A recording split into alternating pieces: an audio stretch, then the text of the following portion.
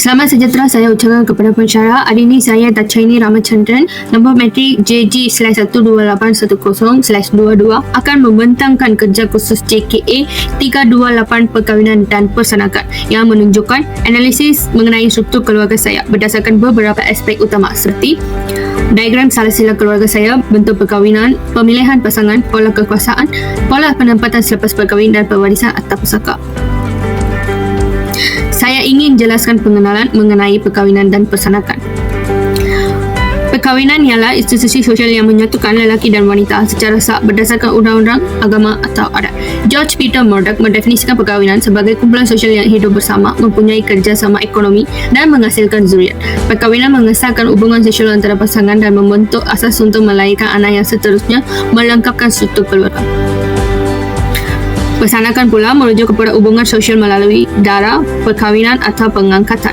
Perkahwinan bukan saja melibatkan dua individu tetapi juga menyatukan dua keluarga memainkan peranan penting dalam struktur sosial. Kedua-dua elemen ini memastikan kesinambungan budaya dan perpaduan keluarga. Inilah diagram keluarga saya yang terdiri daripada 3 generasi. Generasi pertama terdiri daripada datuk nenek sebelah ibu dan bapa saya.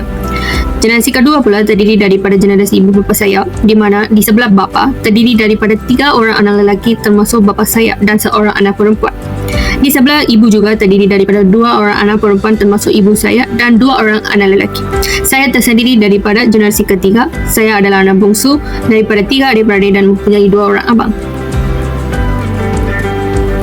Terdapat 2 jenis bentuk perkahwinan, iaitu perkahwinan poligami dan monogami. Poligami adalah bentuk perkahwinan di mana seseorang individu mempunyai lebih daripada satu pasangan pada masa yang sama. Manakala perkahwinan monogami adalah perkahwinan antara lelaki dan perempuan di mana prinsipnya seorang lelaki hanya mempunyai seorang isteri. Perkahwinan dalam keluarga saya kebanyakannya berbentuk monogami. Contohnya, datuk dan nenek saya kekal setia kepada satu pasangan sepanjang hayat mereka.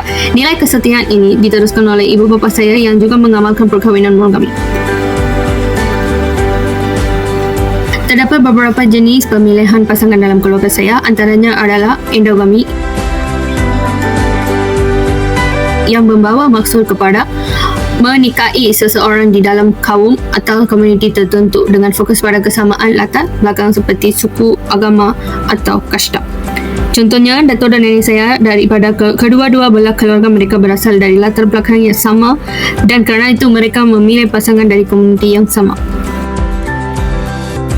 Eksogami pula merujuk kepada menikahi seseorang di luar kaum, suku, agama atau kasta. Contohnya, jika 2 orang berasal dari kaum atau suku yang berbeza dan mereka memilih untuk berkahwin. Sebagai contoh, adik lelaki ibu saya Arul berkahwin dengan seorang wanita Kristian dari Filipina, manakala seorang lagi pakcik di sebelah bapa berkahwin dengan wanita Kristian dari Sarawak. Kedua-dua perkahwinan ini memperkenalkan tradisi baru seperti perayaan Christmas dan makanan tradisional seperti laksa Sarawak ke dalam keluarga besar kami. Aspek yang seterusnya adalah pola kekuasaan.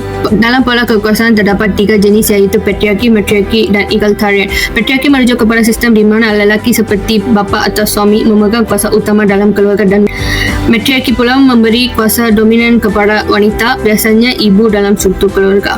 Manakala egalitarian merujuk kepada kuasa dialihkan secara seimbang antara pasangan dengan keputusan dibuat bersama secara adil. Pada generasi pertama, pola kekuasaan dalam keluarga saya adalah patriarki. Datuk saya memegang kuasa utama dalam keputusan keluarga, manakala nenek saya memainkan peranan sokongan. Namun ibu bapa saya mengamalkan pola kekuasaan egalitarian di mana keputusan penting dibuat bersama. Aspek seterusnya adalah pola penempatan selepas berkahwin. Terdapat 3 jenis pola penempatan selepas berkahwin, iaitu patrilokal, matrilokal dan neolokal. Patrilokal merujuk kepada pasangan yang menetap bersama atau berhampiran keluarga pihak suami selepas berkahwin. Matrilokal pula merujuk kepada pasangan menetap bersama atau berhampiran keluarga pihak isteri. Sistem ini menekankan peranan wanita dalam menjaga keluarga asal mereka. Dan neolokal pula merujuk kepada pasangan menetap secara berasingan daripada kedua-dua keluarga asal mereka, biasanya di rumah baru.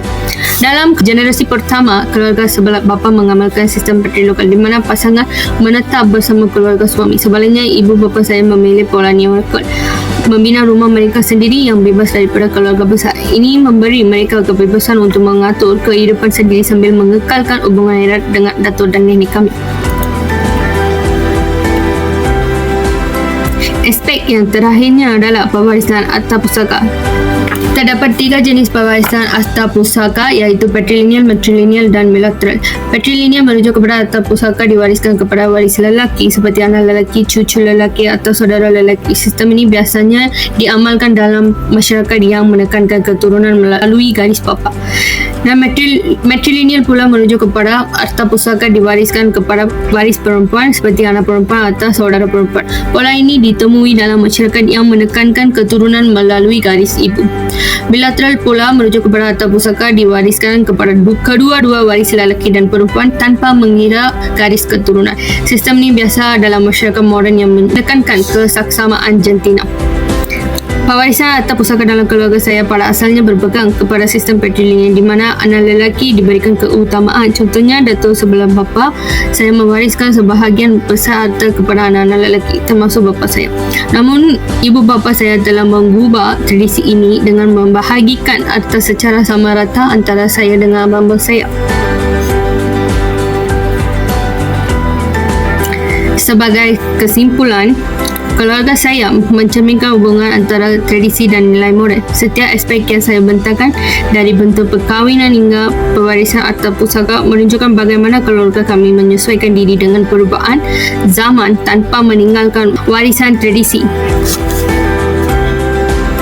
Dengan ini saya akhiri pembentangan saya. Sekian, terima kasih.